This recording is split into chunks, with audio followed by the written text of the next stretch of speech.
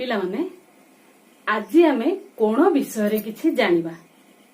कोण कोण कोण केते प्रकार और दुईटी कोण मध्य की प्रकार संपर्क अछि। ठीक अछि। तेणु आज आमे कोण जानिबा ना कोण कोण कोण प्रकार भेद कोणर प्रकार भेद और दुईटी कोण मध्य संपर्क हला बा कोण मध्य संपर्क। तेणु विभिन्न प्रकार कोण तेणु विभिन्न प्रकार कोण बुझिबा पूर्वरु आमे प्रथमे बुझिबा जे कोण कोण बा कोण काहाको कहा जाए कोण केमिति सृष्टि। ठीक अछि। यही पाठटी आमर षष्ठ श्रेणी सप्तम श्रेणी अष्टम श्रेणी पई प्रयोज्य अटे। तेणु जेउ क्लास रो पिला भी ए भिडियोटी देखि एथिरो किछि नॉलेज पाई परिबे। ठीक अछि। ताले वर्तमान देखिबा कोण कोण हला कोण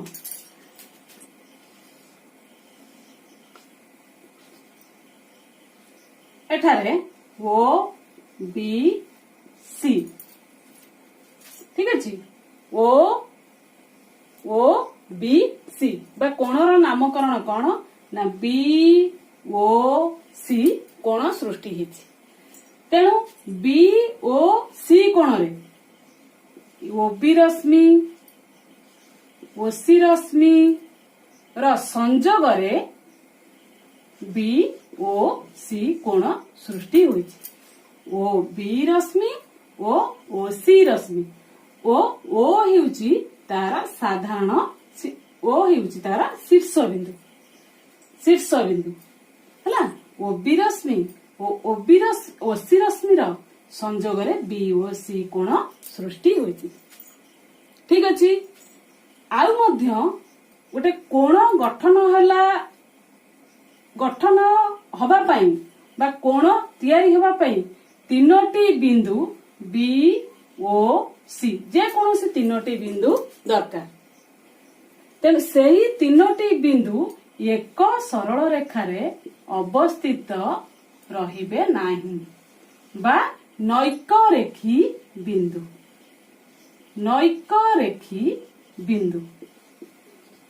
एक रेखी होई नथिबे।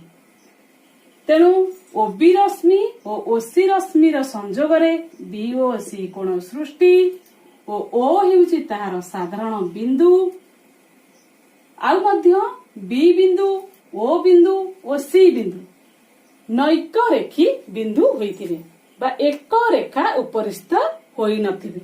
जदि एक रेखा उपरिस्थ होई जिवे मन कर एटा बी ओ एटा सी एहा को हमें रेखा कहि परिबा।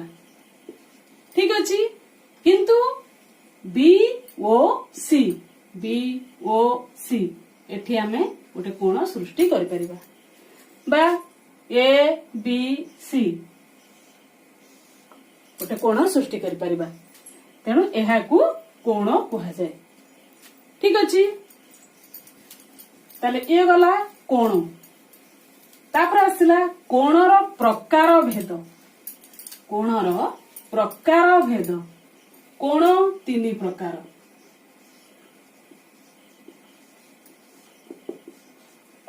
तीन प्रकार सूक्ष्म कोण स्थूल कोण ओ समकोण। कोण होइछि तीन प्रकार एक रे सूक्ष्म कोण दो रे स्थूल कोण और तीन रे समकोण। ताले सूक्ष्म कोण काहाकू कुहा जाए बा स्थूल कोण काहाकू कुहा जाए बा समकोण काहाकू कुहा जाए वर्तमान आमे जानिबा। आमे षष्ठ रे याकू पढिचे सप्तम रे भी पढिचे अष्टम रे भी पढुचे तथापि हमर टिके नॉलेज रो अभाव रहि जाई थाए। तेणु सूक्ष्म कोण जे कोणर परिमाण 90 डिग्री रु कम ଯେଉଁ କୋଣର ପରିମାଣ 90 ଡିଗ୍ରୀରୁ କମ ତାହାକୁ ସୂକ୍ଷ୍ମ କୋଣ କୁହାଯାଏ। ଯେଉଁ କୋଣର ପରିମାଣ 90 ଡିଗ୍ରୀରୁ ଅଧିକ ବା ଏମିତି ହେଇପାରିବ 90 ଡିଗ୍ରୀରୁ ଅଧିକ। ସମକୋଣ ଯେଉଁ କୋଣର ପରିମାଣ 90 ଡିଗ୍ରୀ ଅଟେ ପୁରା ସିଧା ଭାବରେ ରହୁଥିବ। ଠିକ ଅଛି, ତାହେଲେ ଏଇଠୁ ଏଇ ସିଧା ଭାବରେ ରହିବାକୁ ଭୂମି ସହିତ ସିଧା ଭାବରେ ଏମିତି ରହିବାକୁ ତାକୁ କୁହାଯାଏ ସୂକ୍ଷ୍ମ କୋଣ ବା ଏଠାରେ ଏମିତି ରହିବାକୁ ସୂକ୍ଷ୍ମ କୋଣ ସରି ସିଧା ଭାବରେ ରହିବାକୁ କୁହାଯାଏ ସମକୋଣ। କିନ୍ତୁ ଏଇ ସିଧାଠୁ ଯଦି ଅଧିକା ହେଇଗଲା ସେଟା ହେଇଯିବ ସମକୋଣ ବା ଏଇ ସିଧାଠୁ ଏତିକି ହେଲା ସମକୋଣ, ଏଇ ସିଧାଠୁ ଯଦି କମିଗଲା ଏତିକି ହେଇଯିବ କଣ ନା ସୂକ୍ଷ୍ମ କୋଣ। ତେଣୁ ଏଠାରେ 90 ଡିଗ୍ରୀରୁ କମ ହୋଇଥିବା କୋଣକୁ କୁହାଯାଏ ସୂକ୍ଷ୍ମ କୋଣ। ଯେଉଁ କୋଣର ପରିମାଣ 90 ଡିଗ୍ରୀରୁ କମ ଅଟେ ତାହାକୁ କୁହାଯାଏ ସୂକ୍ଷ୍ମ କୋଣ ବା ଏଠାରେ ଏଇଟା ହଉଛି ସୂକ୍ଷ୍ମ କୋଣ। ଆଉ ଯେଉଁ କୋଣର ପରିମାଣ 90 ଡିଗ୍ରୀରୁ ଅଧିକ ତାହେଲେ 90 ଡିଗ୍ରୀଟା କୋଉଠି ହବ ଏଠି, ଏଇଠୁ ଏତିକି ହେଲେ ଏଇଟା ହେଇଯିବ 90 ଡିଗ୍ରୀ ବା ଏଇଟା କି କୋଣ ନା ସମକୋଣ, ଏଇଠୁ ଏତିକି ହେଲେ ସମକୋଣ। ତେଣୁ ଏତକର ପରିମାଣ ନିଶ୍ଚିନ୍ତ ଭାବରେ 90 ଡିଗ୍ରୀଠୁ ଅଧିକା ହଉଛି, ତେଣୁ ଏହା ହେଉଛି ଏକ ସ୍ଥୂଳ କୋଣ। ଠିକ ଏଇଟା ବି ସେମିତି, ଆର ସିଧାଟା ଏଇଠି ହେଲା, ଏଇଠୁ ଏତିକି ହଉଛି କଣ ନା 90 ଡିଗ୍ରୀ, କିନ୍ତୁ ଏଇ 90 ଡିଗ୍ରୀଠୁ ଏଇଟା ଅଧିକା ହେଇଗଲେ ଏହା ହଉଛି କଣ ନା ସୂକ୍ଷ୍ମ କୋଣ। ସବୁବେଳ ପାଇଁ 90 ଡିଗ୍ରୀଠୁ ଅଧିକ ହେଇଗଲେ ହେଇଯିବ ସ୍ଥୂଳ କୋଣ। ସବୁବେଳେ ସ୍ଥୂଳ କୋଣର ଦୁଇଟା ଯାକ ରଶ୍ମି ପରସ୍ପରଠୁ ଦୂରେଇକି ରହିଥାଏ। ସୂକ୍ଷ୍ମ କୋଣରେ ଦେଖ ଯୋଉ ଦୁଇଟି ରଶ୍ମି ଦ୍ୱାରା କୋଣ ସୃଷ୍ଟି ହୋଇଛି ସେ ଦୁଇଟି ରଶ୍ମି ପରସ୍ପରକୁ ଲାଗିକିରି ଅଛି, ଏଥିରେ ଲାଗିକିରି ଅଛି, ଏଥିରେ ବି ପରସ୍ପରଠୁ ପାଖାପାଖି ଅଛି। କିନ୍ତୁ ସ୍ଥୂଳ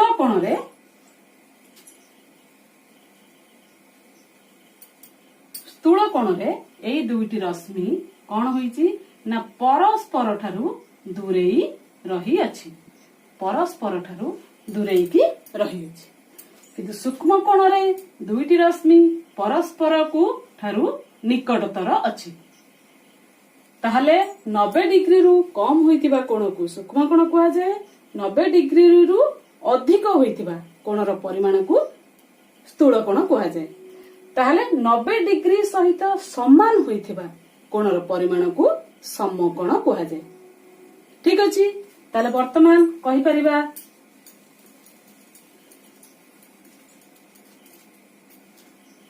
ଏଇଟା କି ପ୍ରକାରର କୋଣ, ଏଇଟା କି ପ୍ରକାରର କୋଣ, ଏଇଟା କି ପ୍ରକାରର କୋଣ। ତାହେଲେ ଏଇଟା କି ପ୍ରକାରର କୋଣ। ଦେଖ ପିଲାମାନେ ଏଥିରେ କଣ ହୋଇଛି ନା ଦୁଇଟା ଯାକ ରଶ୍ମି ପରସ୍ପରର ନିକଟତର ଅଛି, ତେଣୁ ଅଟୋମେଟିକାଲି ଏଇଟା ହଉଛି କଣ ନା ସୂକ୍ଷ୍ମ କୋଣ। ଏଥିରେ ଦୁଇଟି ଯାକ ରଶ୍ମି ପରସ୍ପରଠୁ ଦୂରେଇକି ରହିଅଛି ବା ଦୂରରେ ପରସ୍ପର ଠାରୁ ଛାଡି ହୋଇକିରି ରହିଅଛି, ତାହେଲେ ଏଇଟା ହେଲା କଣ ନା ସ୍ଥୂଳ କୋଣ। କିନ୍ତୁ ଏଥିରେ ପରସ୍ପର ଦୁଇଟା ଯାକ ରଶ୍ମି ପରସ୍ପର ସହିତ ଲମ୍ବ ଭାବରେ ଠିଆ ହୋଇଛି, ସିଧା ଭାବରେ ପୁରା ଏଠିକି ସିଧା ଭାବରେ ଏପଟକୁ ସିଧା ବା ଲମ୍ବ ଭାବରେ ଠିଆ ହୋଇଛି, ତାହେଲେ ତାହାକୁ କଣ କୁହାଯିବ ନା ସମକୋଣ। ଠିକ ଅଛି, ଇଏ ଗଲା କୋଣର ପ୍ରକାର ଭେଦ। କୋଣ ହେଉଛି ତିନି ପ୍ରକାର, ଗୋଟେ ସୂକ୍ଷ୍ମ କୋଣ, ଗୋଟେ ସ୍ଥୂଳ କୋଣ ଆଉ ଗୋଟେ ହେଲା ସମକୋଣ। ତାହେଲେ ତିନି ପ୍ରକାରର କୋଣ ଆମର ଅଛି। ତାପରେ ଯିବା କଣ ନା କୋଣ ମଧ୍ୟରେ ସମ୍ପର୍କ। କୋଣ ମଧ୍ୟରେ ସମ୍ପର୍କ କଣ? ଅନୁପୂରକ କୋଣ।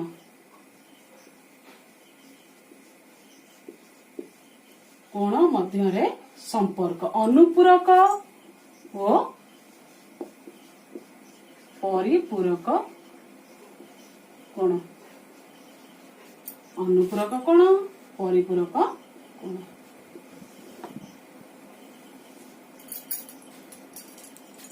ଅନୁପୂରକ କୋଣ କାହାକୁ କୁହାଯାଏ?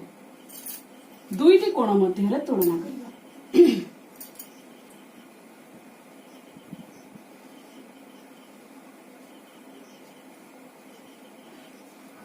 ମନେକର ଏଇ କୋଣର ପରିମାଣ ହେଉଛି 60 ଡିଗ୍ରୀ, ଏଇ କୋଣର ପରିମାଣ ହେଉଛି 30 ଡିଗ୍ରୀ। ତାହେଲେ ଏଇ ଦୁଇଟି କୋଣର ପରିମାଣକୁ ମିଶେଇ ଦବା। 60 degree plus 30 degree equal to କେତେ ନା 90 ଡିଗ୍ରୀ। ତେଣୁ 60 degree plus 30 degree is equal to 90 degree. ଯଦି ଦୁଇଟି କୋଣର ପରିମାଣ ମିଶି ହେଉଥିବ 90 ଡିଗ୍ରୀ, ତାହେଲେ ସେଠି ଦୁଇଟି କୋଣ ପରସ୍ପର ଅନୁପୂରକ। ପରିପୂରକ ସେମିତି ଯଦି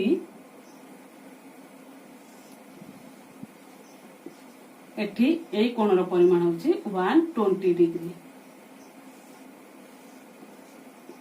ଏଇ କୋଣର ପରିମାଣ ହେଉଛି 60 ଡିଗ୍ରୀ, ତାହେଲେ 120 degree plus 60 degree is equal to 180 degree.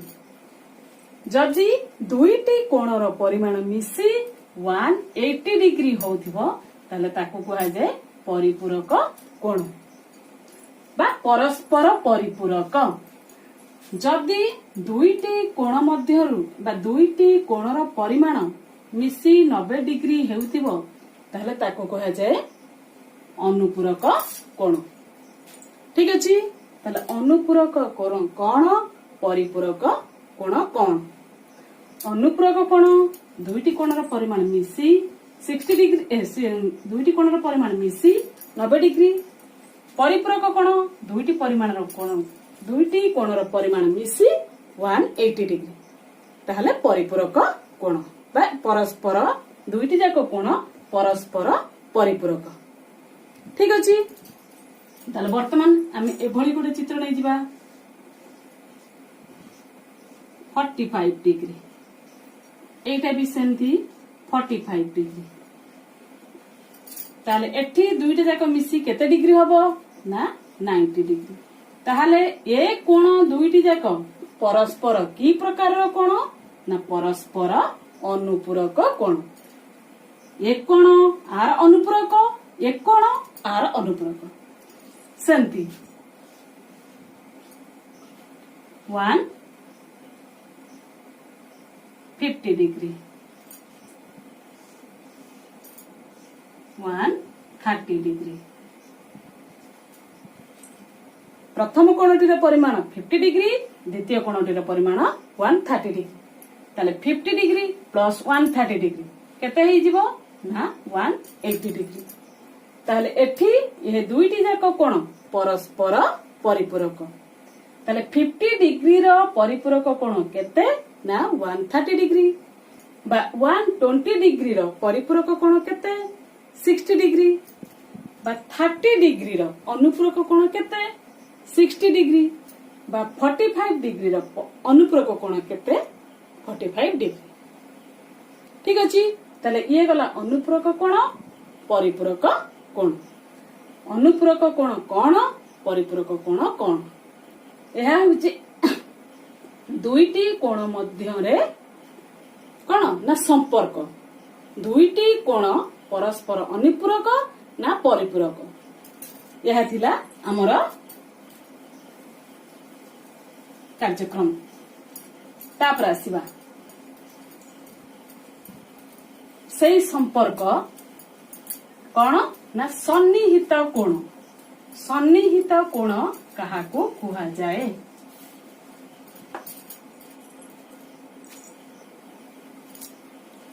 सन्निहित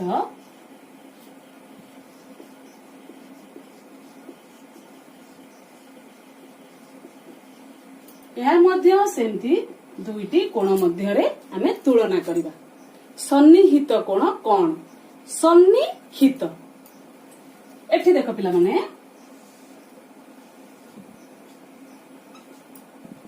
ए बी सी। आउ गोटे रश्मि मु अंकन करिछि बी डी। चित्रटी को देखी बुझी पारुथिबो एठारे कोणटीर नाम कोण ना ए बी डी कोण। एई चित्र रे केतोटी कोण सृष्टि हेछि ना ये एक कोण, ये दुई कोण, एटा होछि तीन कोण, टोटाल तीनोटी कोण। किंतु वर्तमान आमे तुलना करिबा एटा एक कोण ओ दुई कोण मध्य। ठीक अछि, ताले ए बी डी कोण ओ डी बी सी कोण। वर्तमान आमे तुलना करिबा ए बी डी कोण ओ डी बी सी कोण। ताले एठारे सन्निहित कोण किए किए ओ काहिंकी। मु कहबी एठारे सन्निहित कोण हला ए बी डी र सन्निहित कोण D B C. A B D कोण र सन्निहित ए ना डी बी सी कोण बा डी बी सी कोण र सन्निहित होची ए बी डी कोण। ठीक अछि, काहेकि ए बी सी रो ए बी डी रो सन्निहित कोण पाई D B C. A B D रो सन्निहित काहेकि डी बी सी बा ए बी डी रो सन्निहित ए बी सी काहेकि होई परिबो नाही, ए विषय आमे जानिबा। ताले वर्तमान देखो A B C sorry A B D O D B C रो गोटिए साधारण बिंदु ताहा होउची बी। बी होउची गोटिए साधारण बिंदु। बी डी बाहु, बी डी बाहु मध्य गोटिए साधारण बाहु। साधारण बाहु यह हला साधारण शीर्ष बिंदु।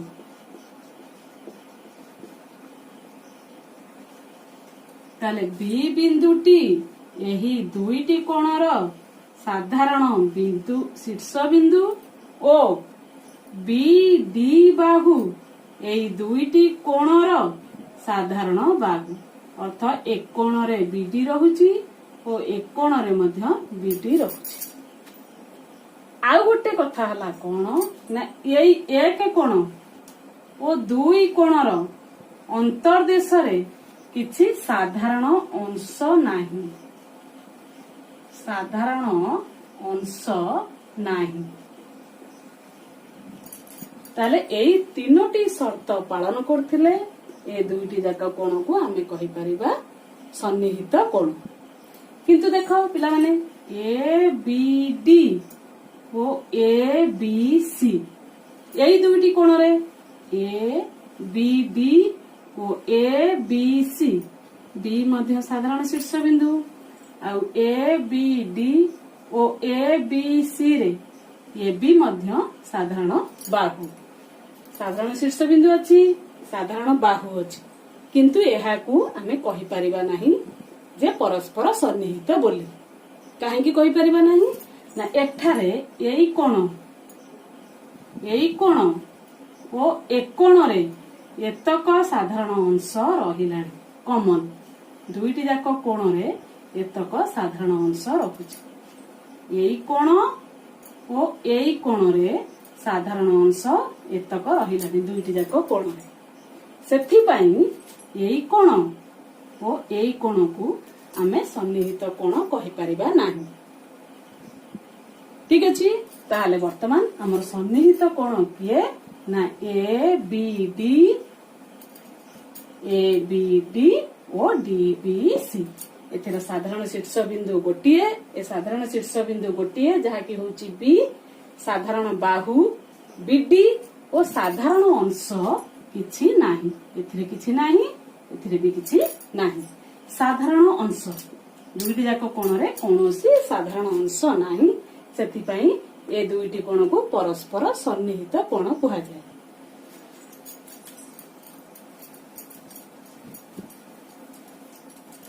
ସେମିତି ସନ୍ନିହିତ ଅନୁପୂରକ କୋଣ ଆମେ କହିପାରିବା ଯେଉଁ ସନ୍ନିହିତ ଅନୁପୂରକ କୋଣ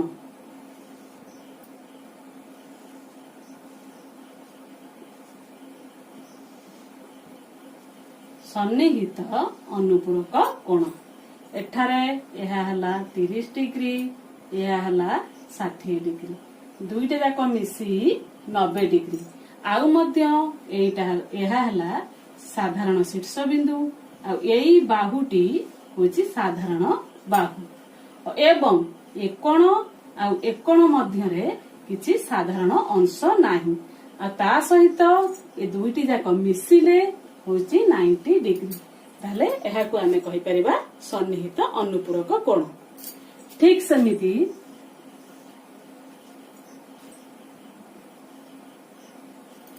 ଏଠାରେ ଏହା ହଉଛି 60 ଡିଗ୍ରୀ, ଏହା ହଉଛି 120 ଡିଗ୍ରୀ, ଦୁଇଟା ଯାକ ମିଶିଲେ ହେଇଯିବ 180 ଡିଗ୍ରୀ।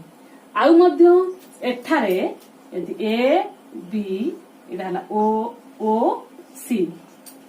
ଓ ହେଉଛି ଏ ଦୁଇଟି ଯାକ କୋଣର ସାଧାରଣ ବିନ୍ଦୁ ଓ ଓସି ହେଉଛି ଦୁଇଟି ଯାକ କୋଣର ସାଧାରଣ ବାହୁ। ଓ ଆଉ ମଧ୍ୟ ଏଇ ଦୁଇଟି କୋଣରେ କୌଣସି ସାଧାରଣ ଅଂଶ ନାହିଁ। ତାହେଲେ ଏ ଦୁଇଟି ଯାକ କୋଣ ପରସ୍ପର ପରିପୂରକ ଅଟେ। ଏଠି ଦୁଇଟି ଯାକ କୋଣର ପରିମାଣ ମିଶି 90 ଡିଗ୍ରୀ, ଏଠି ଦୁଇଟି ଯାକ କୋଣର ପରିମାଣ ମିଶି 180 ଡିଗ୍ରୀ। ତାହେଲେ ଏହାକୁ କୁହାଯିବ ସନ୍ନିହିତ ଅନୁପୂରକ, ଏହାକୁ କୁହାଯିବ ସନ୍ନିହିତ ପରିପୂରକ କୋଣ। ତାହେଲେ ଇଏ ଗଲା ସନ୍ନିହିତ ଅନୁପୂରକ କୋଣ, ସନ୍ନିହିତ ପରିପୂରକ କୋଣ। ତାପରେ ଆସିବା ପ୍ରତୀପ କୋଣ।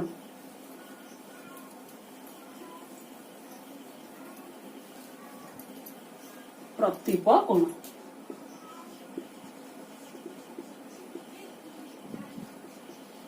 ପ୍ରତୀପ କୋଣ ପ୍ରତୀପ କୋଣ ଦୁଇଟି ସରଳ ରେଖା ପରସ୍ପରକୁ ଛେଦ କଲେ, ଦୁଇଟି ସରଳ ରେଖା ପରସ୍ପରକୁ ଛେଦ କଲେ ଉତ୍ପନ୍ନ ହେଉଥିବା ଚାରୋଟି କୋଣ ମଧ୍ୟରୁ 1 କୋଣ, 2 କୋଣ, 3 କୋଣ, 4 କୋଣ ଉତ୍ପନ୍ନ ହେଉଥିବା ଚାରୋଟି କୋଣ ମଧ୍ୟରୁ ସନ୍ନିହିତ ହୋଇ ନଥିବା କୋଣକୁ, ତାମାନେ ଏଇ 1 କୋଣର ସନ୍ନିହିତ କିଏ ହବ ନା 2 ହବ, 4 ବି ହବ, କିନ୍ତୁ ସନ୍ନିହିତ କିଏ ହେବ ନାହିଁ ନା 1 ର ସନ୍ନିହିତ ନ ହୋଇଥିବା କୋଣ ହେଲା 3 କୋଣ।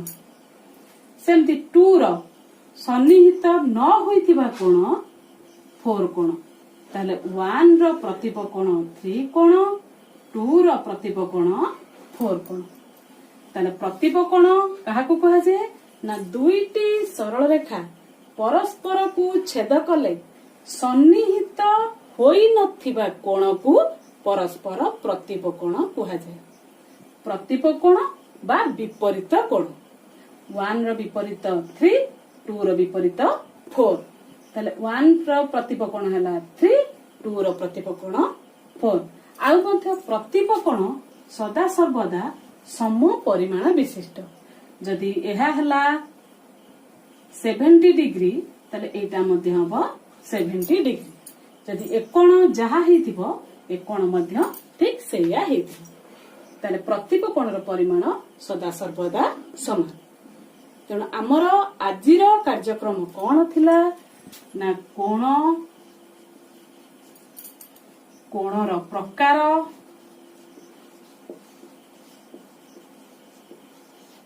ଓ କୋଣ ମଧ୍ୟରେ ସମ୍ପର୍କ, ଏହି ତିନୋଟି ଆମର ଆଜିର ଟପିକ ଥିଲା। କୋଣ, କୋଣର ପ୍ରକାର ଓ କୋଣ ମଧ୍ୟରେ ସମ୍ପର୍କ।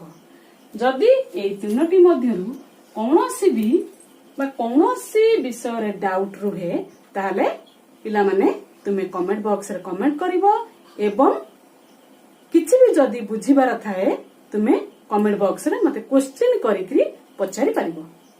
ठीक अछि, थैंक यू।